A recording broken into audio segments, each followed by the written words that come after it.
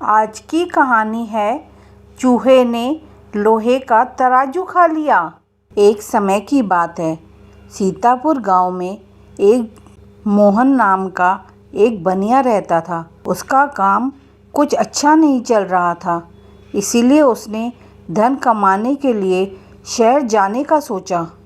पर शहर जाने के लिए उसके पास पैसे कम थे, तो उसने सोचा कि मैं अपना कोई सामान गिरवी रख के साहूकार से पैसे ले सकता हूँ। पर मोहन के पास कोई कीमती सामान भी नहीं था। मोहन को ध्यान आया कि मेरे पास दुकान में एक बड़ा सा तराजू है जो बहुत भारी है। इसको मैं गिरवी रख के साहूकार से पैसे ले सकता हूँ। मोहन तराजू लेकर साहूकार के पास गया और बोला कि इसे मुझे गिरवी रखना है, आप इसके बदले मुझे कुछ पैसे दे दीजिए। जब मैं शहर से वापस आऊँगा, पैसे वापस करने तक ये तराजू मैं आपके पास गिरवी रख रहा हूँ। आने के बाद मैं पैसे देकर अपना तराजू छुड़ा लूँगा। साहूकार बोला, जब तुम शहर से लौटोगे तो तुम अपने पूरे पैसे चुकाकर अपना तराजू वापस ले जाना। तुम्हारा ये तराजू मेरे पास अमानत की तरह रहेगा। मोहन पैसे लेकर शहर चला जाता है। मोहन दिन रात बहुत मेहनत करता है और कुछ ही समय में मोहन ने अच्छे पैसे कमा लिए। मोहन 1 साल बाद अपने गांव वापस आ जाता है। वापस आकर वो साहूकार को उसके सूद समेत सारे पैसे लौटा देता है और अपना तराजू वापस मांगा। साहूकार बोला, वो तो तराजू चूहों ने खा लिया। साहूकार थोड़ा परेशान होकर बोला, अरे भाई, तुम्हारा तराजू तो चूहों ने खा लिया।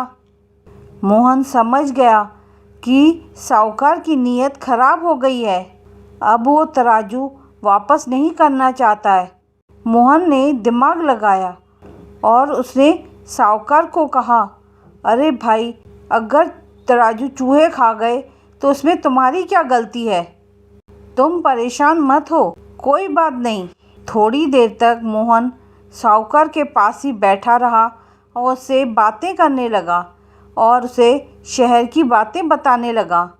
बताते बताते थोड़ी देर हो गई। फिर बातों बातों में मोहन ने साहूकार से कहा कि मैं नदी पर नहाने जा रहा हूँ, आप भी मेरे साथ चलो। साहूकार बोला, ये तो मेरे धंधे का समय है, इस समय मैं नहाने नहीं जा सकता हूँ। तो मोहन बोला, ऐसा करो, नहीं तो तुम अपने बेटे को मेरे साथ भेज दो, एक से भले दो, हम दोनों नहा के वापस आते हैं। साहूकार बोला, ठीक है, ऐसे करो, तुम मेरे बेटे दिनेश को अपने साथ ले जाओ। साहूकार मोहन को बहुत पहले से जानता था, इसीलिए उसने अपने बेटे को बड़े आराम से मोहन के साथ भेज दिया। साहूकार मोहन के व्यवहार से बहुत खुश था। बिना सोचे ही साहूकार ने अपने बेटे को मोहन के साथ भेज दिया। मोहन दिनेश का हाथ पकड़कर उसे नदी की तरफ नहाने के लिए ले जाता है। मोहन ने साहूकार के बेटे को नदी से कुछ दूर ले जाकर एक गुफा में बंद कर दिया। उसने गुफा के दरवाजे पर एक बड़ा सा पत्थर रख दिया, जिससे साहूकार का बेटा बचकर भाग न पाए। मोहन भागते भागते साहूकार के पास गया और हाँफने लगा। साहूकार ने जब पूछा कि मेरा बेटा कहाँ है, मोहन बोला, माफ़ करना दोस्त, तुम्हारे बेटे को तो चील उठाकर ले गई और मैं उसे बचा भी नहीं सका। साहूकार हैरान रह गया, बोला कि ये कैसे हो सकता है? चील इतने बड़े बच्चे को कैसे उठाकर ले जा सकती है? मोहन बोला, जैसे चूहा लोहे का तराजू खा सकता है, वैसे ही चील तुम्हारे बेटे को भी उठा सकती है। अगर बच्चा चाहिए तो तराजू लौटा दो। अब अपने ऊपर मुसीबत आई देखकर साहूकार घबरा जाता है।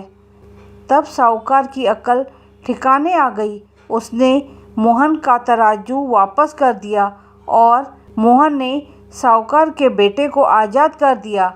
इस कहानी से हमें क्या सीख मिली? जो तुम्हारे साथ जैसा व्यवहार करे उसके साथ वैसा ही व्यवहार करो, ताकि उसे अपनी गलती का एहसास हो जाए। इस कहानी पर यह कहावत सटीक बैठती है, लातों के भूत बातों से नहीं मानते। धन्यवाद।